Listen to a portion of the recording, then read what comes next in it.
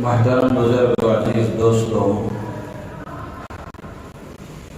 محرم الحرام کا مہینہ شروع ہوا ہے۔ اسلامی نئے سال کا پہلا دن ہے۔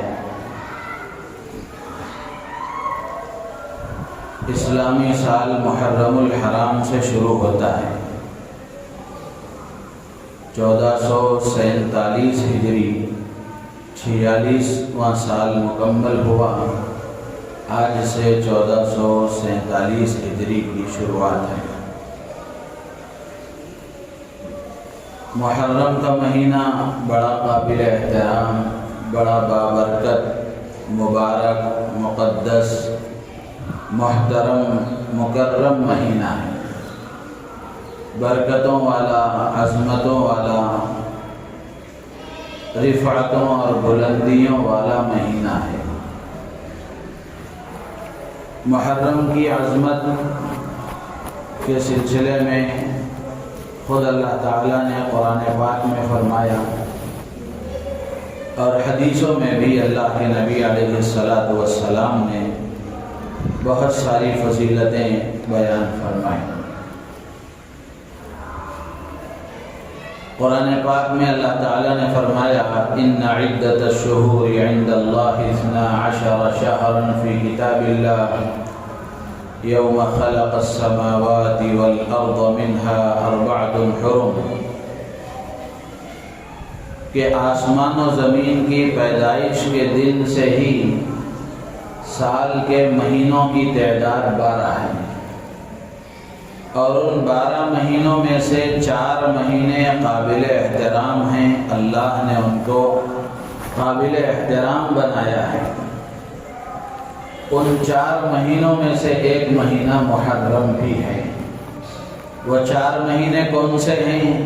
اللہ کے نبی نے حدیث میں ان مہینوں کی وضاحت فرمائی، ان مہینوں کے نام بتائے، ذوالقعدۃ وذوالحجۃ والمحرم ورجب مضر الذي بین جمادی وشعبان۔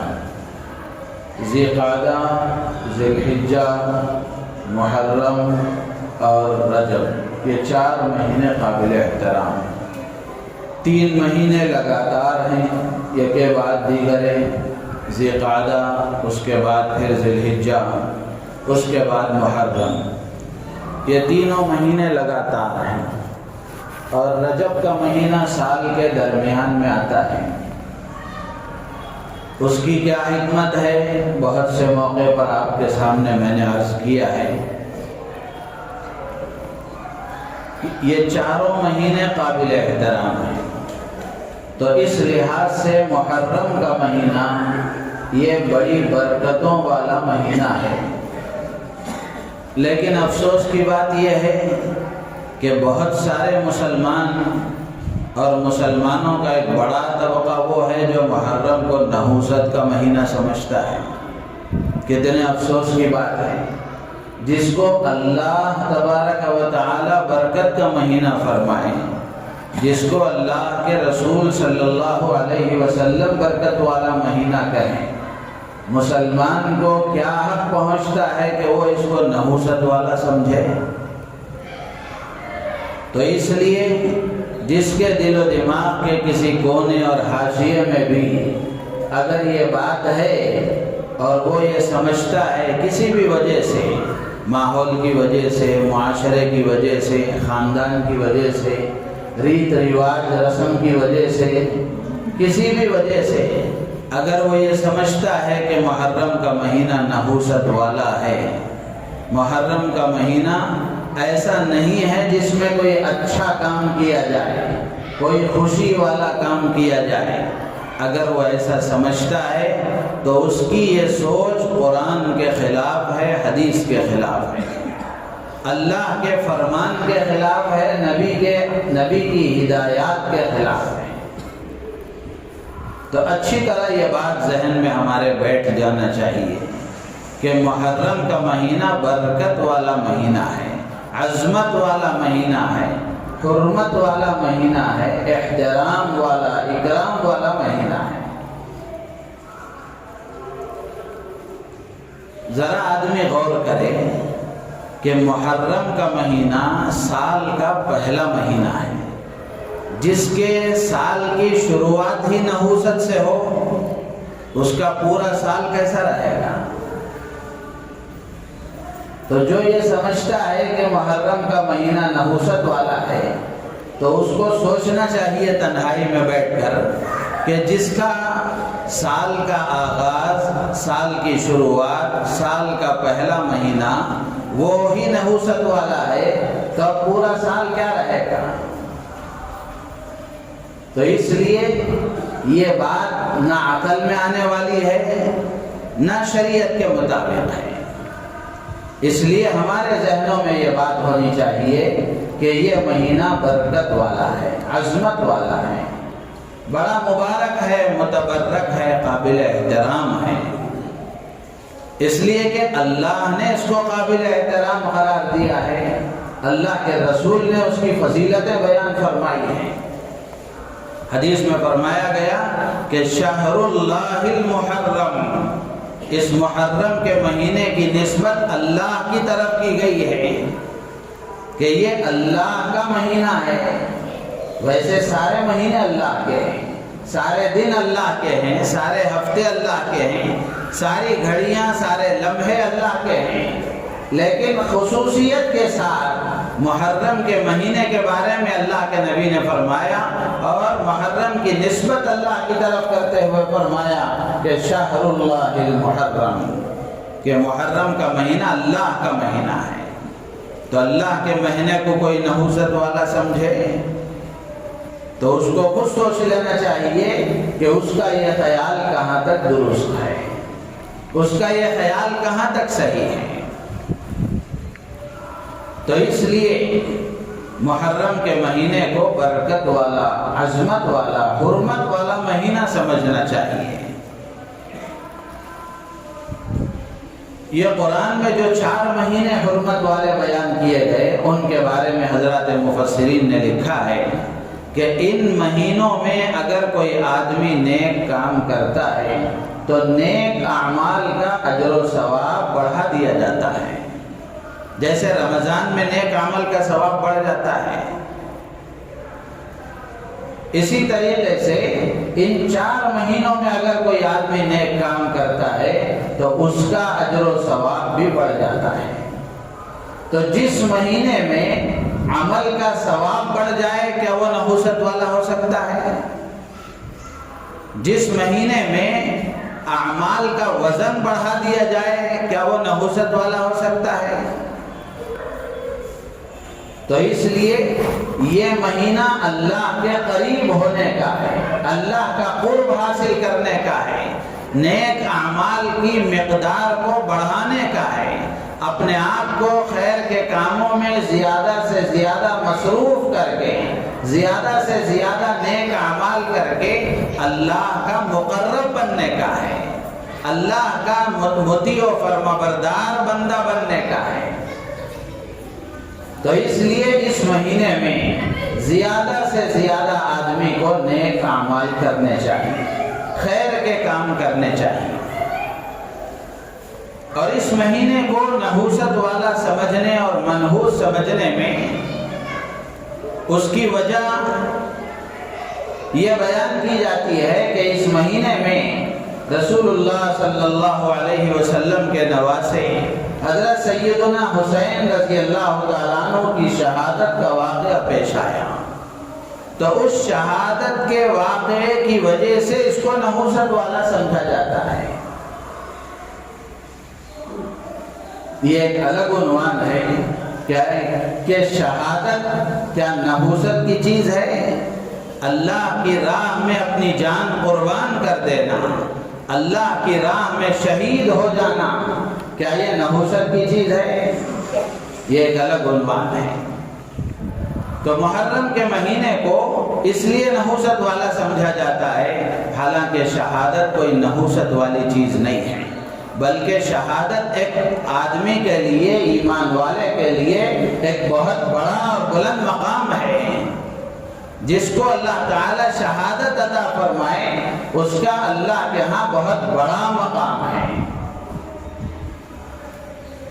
تو محرم کے مہینے میں حضرت سیدنا حسین رضی اللہ تعالیٰ عنہ کی شہادت کا واقعہ پیش آیا۔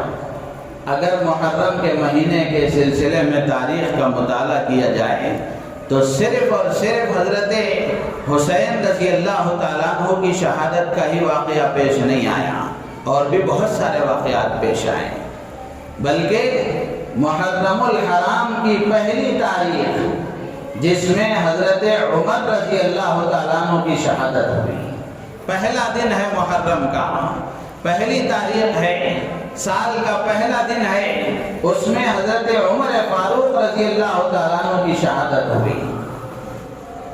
کتنے مسلمان ہیں جو اس کو جانتے ہوں؟ مسلمانوں کا ایک بڑا طبقہ وہ ہے جو اس تاریخ سے بالکل ناواقف ہے۔ صرف حضرت حسین رضی اللہ تعالیٰ عنہ کی شہادت کا واقعہ تو معلوم ہے، لیکن حضرت عمر فاروق رضی اللہ تعالیٰ عنہ کی شہادت کا واقعہ اور آپ کی زندگی، آپ کے کارنامے، آپ کی خصوصیات، آپ کے فضائل، اس سے مسلمان ناواقف ہیں۔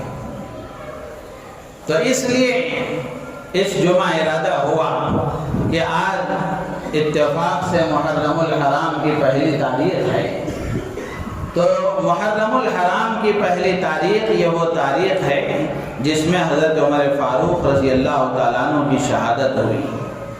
تو آج کچھ باتیں حضرت عمر فاروق رضی اللہ تعالیٰ عنہ کے سلسلے میں عرض کی جائیں گی۔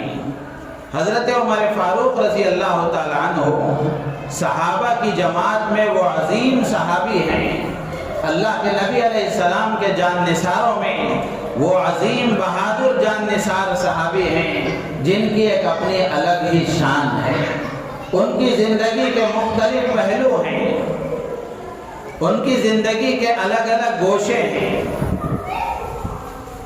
حضرت عمر فاروق رضی اللہ تعالیٰ عنہ وہ ہیں جن کی ہدایت کی دعا امام الانبیاء ہم سب کے محسن آقا حضرت محمد رسول اللہ صلی اللہ تعالی علیہ وسلم نے فرمائی۔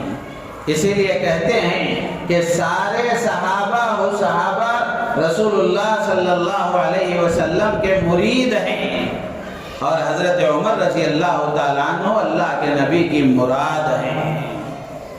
اللہ سے حضور نے حضرت عمر کو مانگ کر لیا ہے۔ حدیث کی کتابوں میں آتا ہے، بے شمار حدیثوں میں موجود ہے، اللہ کے نبی علیہ السلام نے دعا فرمائی، اللہم اعز الاسلام بعمر بن الخطاب خاصتاً۔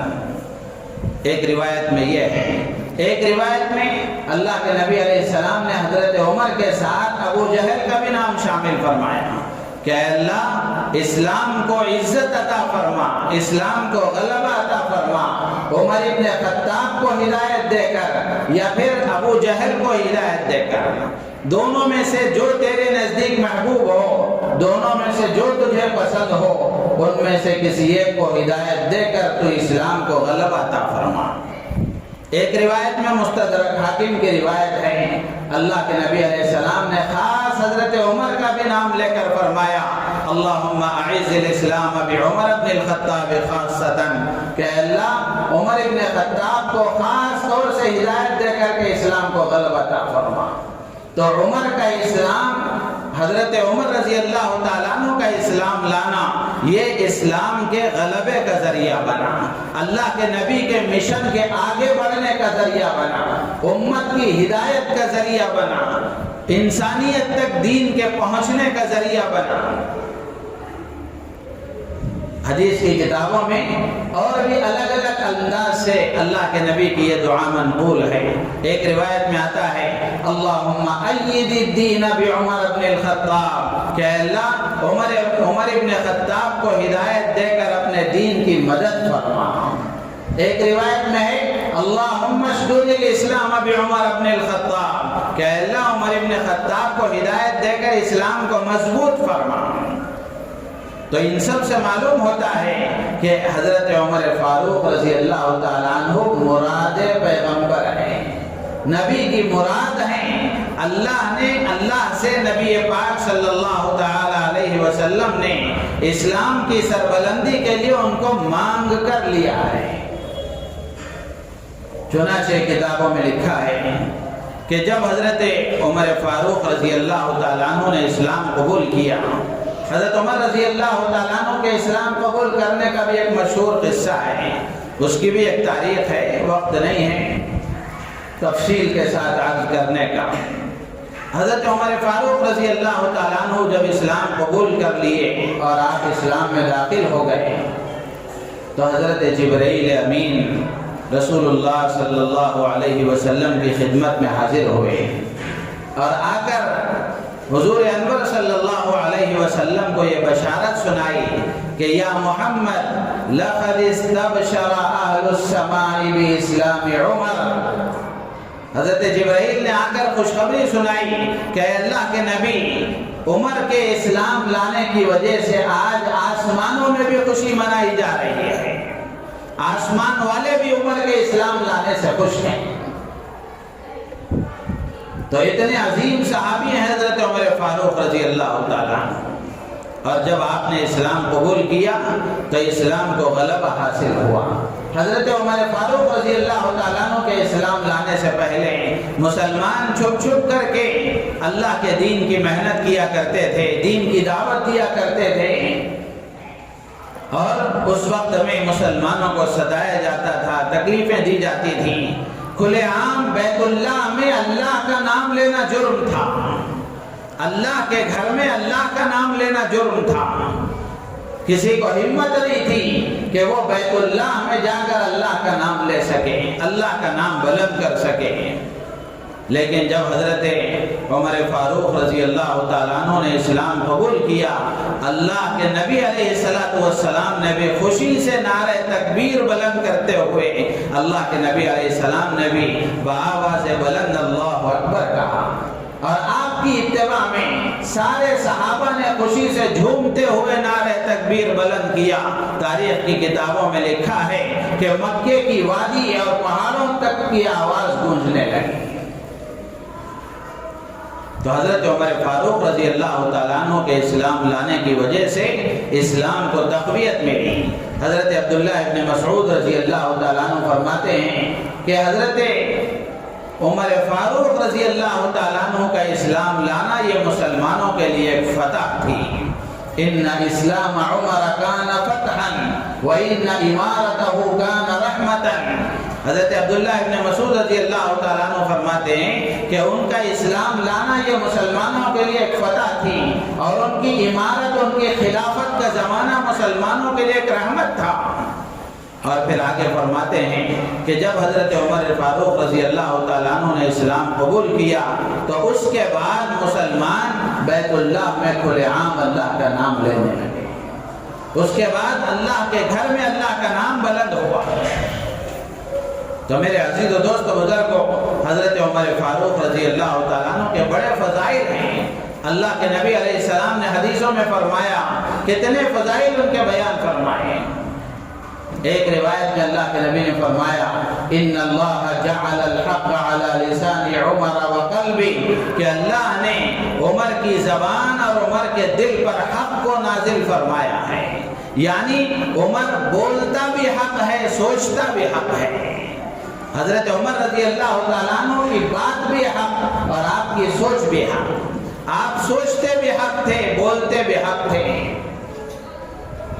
قرآن پاک میں ایسی کئی آیتیں ہیں جو آیتیں حضرت عمر فاروق رضی اللہ تعالیٰ عنہ کی منشا کے مطابق نازل ہوئی، یعنی حضرت عمر فاروق رضی اللہ تعالیٰ عنہ نے نبی پاک صلی اللہ تعالیٰ علیہ وسلم کی خدمت میں حاضر ہو کر عرض کیا اور اپنی خواہش ظاہر کی کہ اللہ کے نبی یہ کام ایسا ہوتا، یہ حکم ایسا ہوتا تو اچھا تھا۔ حضرت عمر اپنی خواہش کا اظہار فرما رہے ہوتے، جبرائیل امین اللہ کی طرف سے وحی لے کر نازل ہو جاتے ہیں۔ قرآن پاک میں تقریباً 17 یا 16 مقامات ایسے ہیں جو حضرت عمر فاروق رضی اللہ تعالیٰ عنہ کی منشا کے مطابق اللہ نے وہ حکم نازل فرمائے، وہ آیت نازل فرمائی۔ اور حضرت عمر فاروق رضی اللہ تعالیٰ عنہ کو یہ سعادت حاصل ہے کہ حضرت عمر فاروق رضی اللہ تعالیٰ عنہ کی صاحبزادی حضرت حفصہ رضی اللہ تعالیٰ عنہ اللہ کے نبی علیہ السلام کی زوجیت میں تھی۔ یعنی حضرت عمر حضور کے سسر ہیں، آپ کی بیٹی حضرت حفصہ حضور کی بیوی ہے۔ اور ایک اور روایت میں اللہ کے نبی علیہ السلام نے حضرت عمر فاروق کے بارے میں فرمایا لو کان بعدی نبیا لکان عمر، کہ اگر میرے بعد نبوت کا سلسلہ ہوتا، نبیوں کا سلسلہ جاری رہتا، تو عمر میں وہ خصوصیات و کمالات ہیں کہ عمر نبی ہوتے ہیں، لیکن اللہ نے مجھ پر نبوت کا دروازہ بند کر دیا، نبوت کی عمارت مکمل ہو گئی، اب نبوت کا سلسلہ نہیں ہے۔ تو حضرت عمر رضی اللہ تعالیٰ عنہ وہ عظیم الشان صحابی ہیں، آپ کی زندگی کے بہت سارے پہلو ہیں۔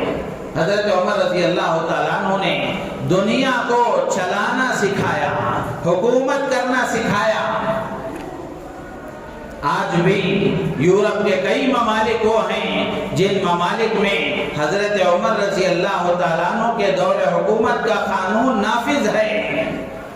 بہت سارے لوگ اس بات پر مجبور ہوئے کہ دنیا میں امن قائم کرنے کے لیے، چین و سکون کے لیے، اپنے یہاں کے باشندوں کی راحت کے لیے اور اپنے ملک کی ترقی کے لیے وہ قوانین جو حضرت عمر رضی اللہ تعالیٰ عنہ نے اپنے دور خلافت میں نافذ فرمائے تھے، ان قوانین کو اختیار کرنا چاہیے۔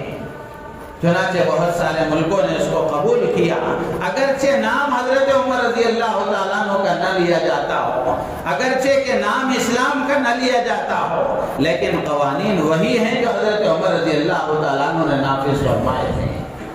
اور بہت سارے لوگ اس بات پر، یہ بات کہنے پر مجبور ہوئے کہ دنیا کو چلانے کے لیے، حکومت کو چلانے کے لیے، صحیح طریقے سے حکمرانی کرنے کے لیے آئیڈیل اور نمونہ حضرت ابوبکر صدیق رضی اللہ تعالیٰ عنہ اور حضرت عمر فاروق رضی اللہ تعالیٰ عنہ کی ذات گرامی ہے۔ تو حضرت عمر فاروق رضی اللہ تعالیٰ عنہ نے عدل و انصاف کا، حق گوئی کا اور انسانیت کی خدمت کا، ضرورت مند بندوں کے حقوق کی ادائیگی کا، غلاموں کے حقوق کا اور ملک میں بسنے والے تمام باشندوں کے حقوق کا وہ نمونہ دنیا کے سامنے پیش کیا جو قیامت تک آنے والے انسان اس کے پیش کرنے سے قاصر ہیں۔ صرف ایک پہلو کی طرف میں عرض کروں گا کہ حضرت عمر فاروق رضی اللہ تعالیٰ عنہ نے عدل و انصاف کا معاملہ کیسا فرمایا اور کیسا عدل و انصاف کا نظام قائم فرمایا۔ اپنے تو اپنے، غیر بھی اس کو قبول کرنے کے لیے تیار تھے۔ اپنوں نے تو اعتراف کیا ہی، غیر بھی اس کا اعتراف کرنے پر مجبور ہو گئے کہ واقعی حضرت عمر رضی اللہ تعالیٰ عنہ کا نظام عدل و انصاف پر مبنی تھا۔ حضرت ابن عباس رضی اللہ تعالیٰ عنہ سے مروی ہے، وہ فرماتے ہیں کہ تم عمر کا ذکر کیا کرو، حضرت عمر کو یاد کیا کرو، اس لیے کہ تم حضرت عمر کو یاد کرو گے تو عدل و انصاف یاد آئے گا۔ یعنی حضرت عمر اور عدل و انصاف گویا ایک دوسرے کے ساتھ لگے ہوئے ہیں۔ حضرت عمر کا نام آئے گا تو عدل و انصاف کا تذکرہ ہوگا۔ تو اس لیے حضرت ابن عباس رضی اللہ تعالیٰ عنہ فرماتے ہیں کہ تم عدل و انصاف، حضرت عمر کا ذکر کرو، جب ان کو یاد کرو گے تو عدل و انصاف کو یاد کرو گے، اور عدل و انصاف کو یاد کرو گے تو تمہیں اللہ یاد آئے گا۔ ایک واقعہ کتابوں میں لکھا ہے کہ ایک مرتبہ ایک قیصر یعنی روم کے بادشاہ نے اپنا ایک قاصد حضرت عمر فاروق رضی اللہ تعالیٰ عنہ کے پاس بھیجا، حالات کا جائزہ لینے کے لیے، نظام اور انتظام کا مشاہدہ کرنے کے لیے، دیکھنے کے لیے کہ حکومت کیسی چلائی جا رہی ہے اور ملک کا نظام کیسا ہے، ملک کے حالات کیسے ہیں، اس کا جائزہ لینے کے لیے قیصر روم نے حضرت عمر فاروق رضی اللہ تعالیٰ عنہ کے پاس اپنا ایک قاصد بھیجا۔ جب وہ مدینہ منورہ آیا تو دیکھا کہ یہاں کوئی شاہی محل نہیں ہے، شاہی دربار نہیں ہے، تو اس نے لوگوں سے پوچھا کہ تمہارا بادشاہ کہاں ہے؟ صحابہ نے کہا ہمارا کوئی بادشاہ نہیں، ہمارے تو امیر ہیں، ہمارا کوئی بادشاہ نہیں، ہمارے تو خلیفہ ہیں، اور وہ اس وقت شہر سے باہر گئے ہوئے ہیں،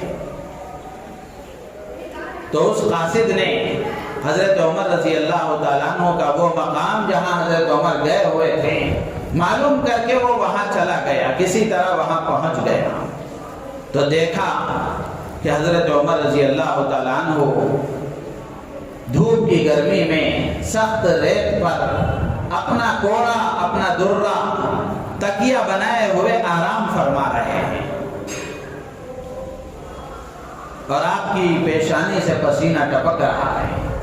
جب اس کی نظر حضرت عمر رضی اللہ تعالیٰ عنہ پر پڑی تو حضرت عمر کے چہرے سے جو رعب تھا، اس رعب کی وجہ سے، آپ کے جلال کی وجہ سے وہ گھبرا گیا، اور اس نے دیکھ کر حضرت عمر سے کہا کہ عمر واقعی تم عادل اور منصف حکمران ہو،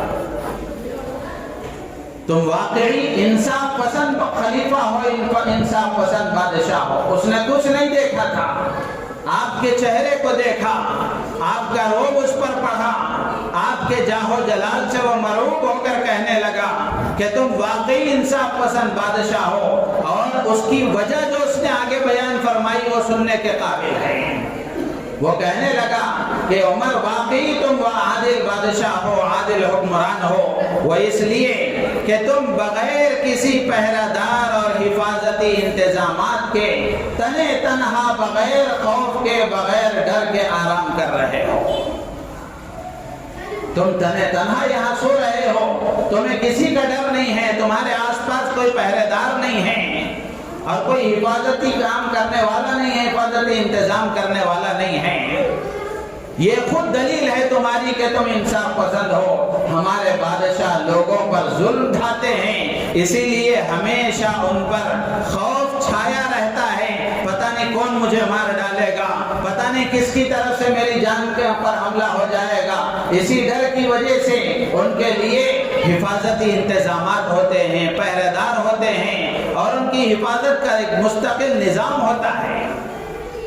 پھر اس کے بعد کہنے لگا کہ میں گواہی دیتا ہوں کہ تم عادل حکمران ہو اور تمہارا دین سچا ہے، تمہارا دین سچا ہے۔ میں چونکہ ایک بادشاہ کی طرف سے قاصد بن کر آیا ہوں، لہذا میں اس وقت اسلام قبول نہیں کر سکتا، واپس جا کر میں ضرور اسلام قبول کروں گا۔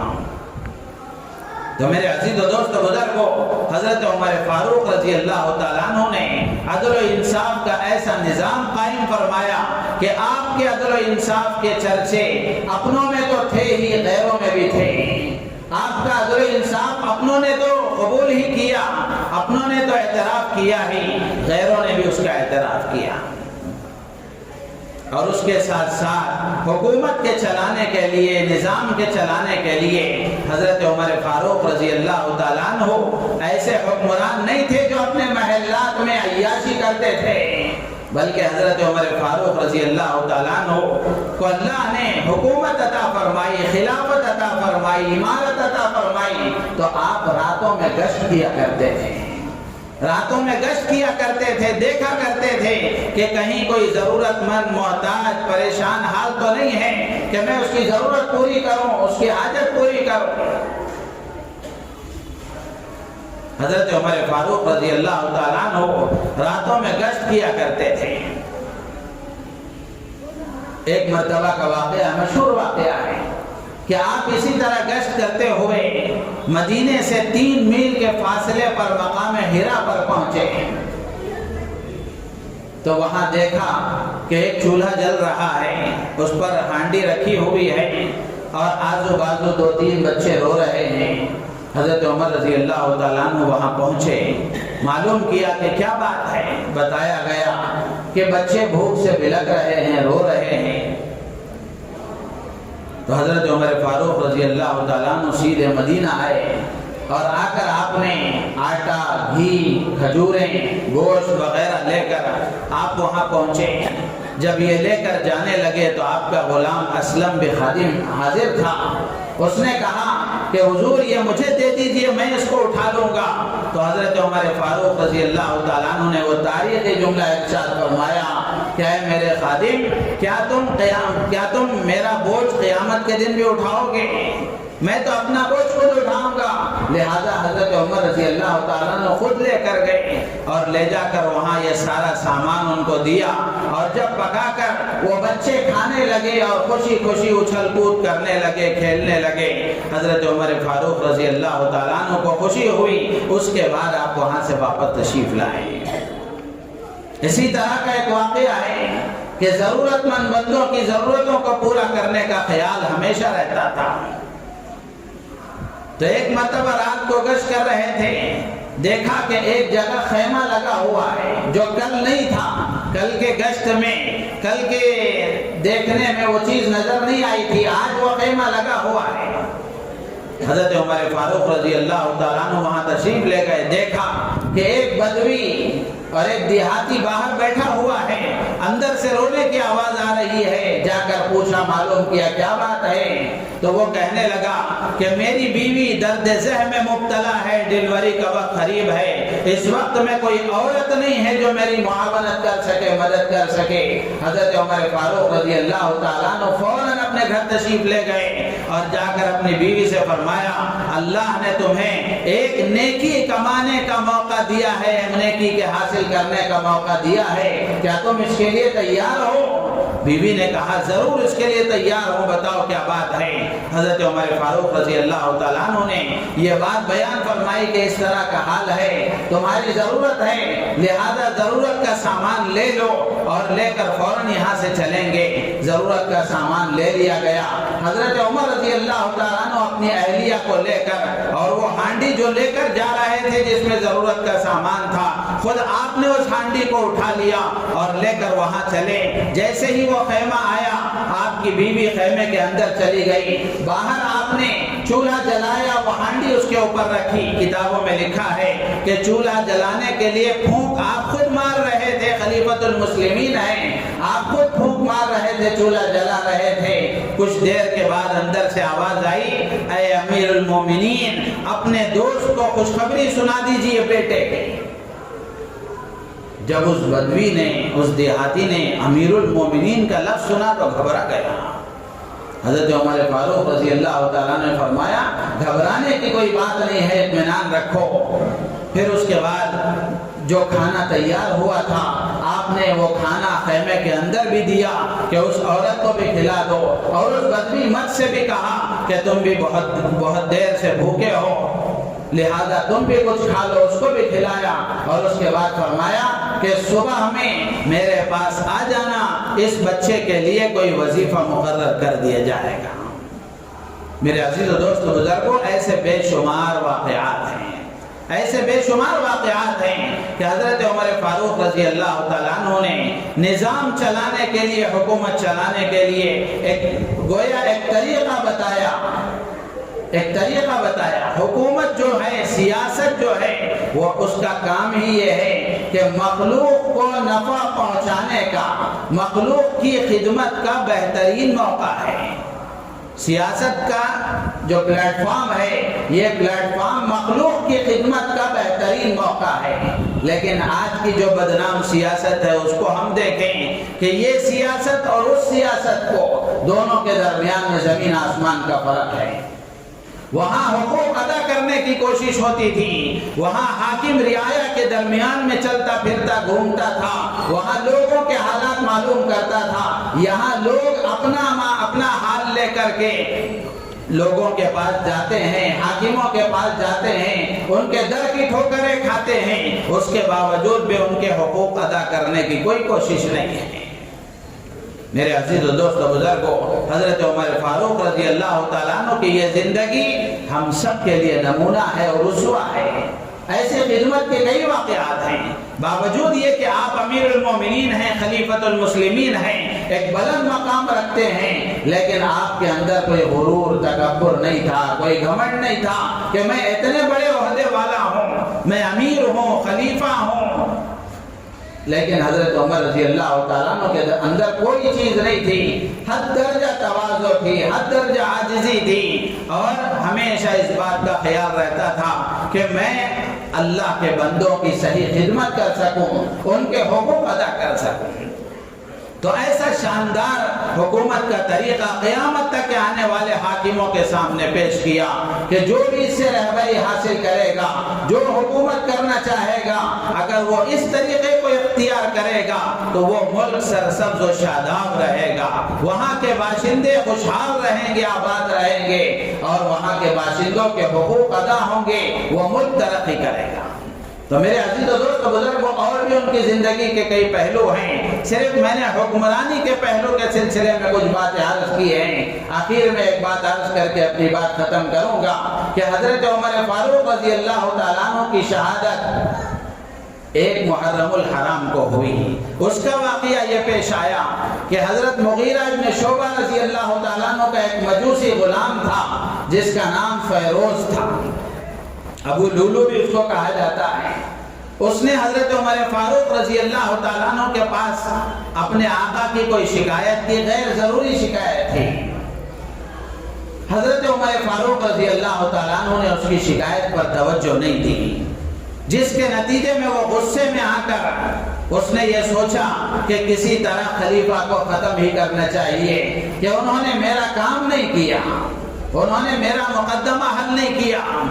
تو اس نے ایک خنجر لے کر، زہر آلود خنجر لے کر، تیز خنجر لے کر فجر کی نماز میں وہ آ گیا، فجر کی نماز میں صف اول میں آ گیا۔ حضرت عمر فاروق رضی اللہ تعالیٰ عنہ خلیفہ وقت خود امامت فرماتے تھے۔ حضرت عمر رضی اللہ تعالیٰ عنہ نے جیسے ہی تکبیر کہی، اللہ اکبر کہا، تو اس نے فوراً وار کر دیا۔ اس کا نتیجہ یہ ہوا کہ آپ نڈھال ہو گئے۔ اس حال میں بھی آپ نے حضرت عبد الرحمن بن عوف رضی اللہ تعالیٰ عنہ کو آگے بڑھایا کہ نماز مکمل کی جائے۔ پھر اس کے بعد آپ نے کہا کہ قاتل کا پتہ لگایا جائے، کس نے یہ حرکت کی ہے۔ صحابہ نے اس کو پکڑ لیا، تو اب اس نے ڈر سے اس خنجر سے خود اپنے آپ پر وار کر کے اس نے اپنے آپ کو ہلاک کر لیا، وہ جہنم رسید ہو گیا۔ تو میرے عزیز و دوست بزرگوں، 26 ذی الحجہ کو اس نے یہ خنجر مارا تھا۔ اس کے بعد 3-4 دن حضرت عمر رضی اللہ تعالیٰ عنہ اسی کیفیت میں رہے۔ بالآخر 1 محرم کو حضرت عمر رضی اللہ تعالیٰ عنہ نے شہادت پائی، اور یہ شہادت بھی کیسی تھی؟ حضرت عمر فاروق رضی اللہ تعالیٰ عنہ دعا فرمایا کرتے تھے کہ اللہ مدینے کی موت عطا فرما اور شہادت والی موت عطا فرما، مدینے کی موت عطا فرما اور شہادت والی موت عطا فرما۔ اللہ تبارک و تعالیٰ نے ایسا انتظام فرمایا کہ آپ مدینہ منورہ میں بھی ہیں اور اس کے ساتھ ساتھ آپ کو شہادت کی موت بھی نصیب ہوئی۔ تو اس طرح یہ 1 محرم الحرام کے ساتھ حضرت عمر رضی اللہ تعالیٰ عنہ کی شہادت کا واقعہ وابستہ ہے۔ مسلمانوں کو صحابہ کی تاریخ پڑھنی چاہیے، اولیاء کی تاریخ پڑھنی چاہیے، صحابیات کی تاریخ پڑھنی چاہیے، اور اللہ کی نیک بندیوں کی تاریخ پڑھنی چاہیے۔ اس سے ہمارے اندر ایک عمل کا شوق پیدا ہوتا ہے، اپنی زندگی کو درست کرنے کا ایک جذبہ پیدا ہوتا ہے۔ اللہ تعالیٰ سے دعا ہے اللہ تعالیٰ ہم سب کو ان باتوں پر عمل کی توفیق عطا فرمائے، ہماری نیتوں میں اخلاص پیدا فرمائے۔ آمین۔ وآخر دعوانا ان الحمد للہ رب العالمین۔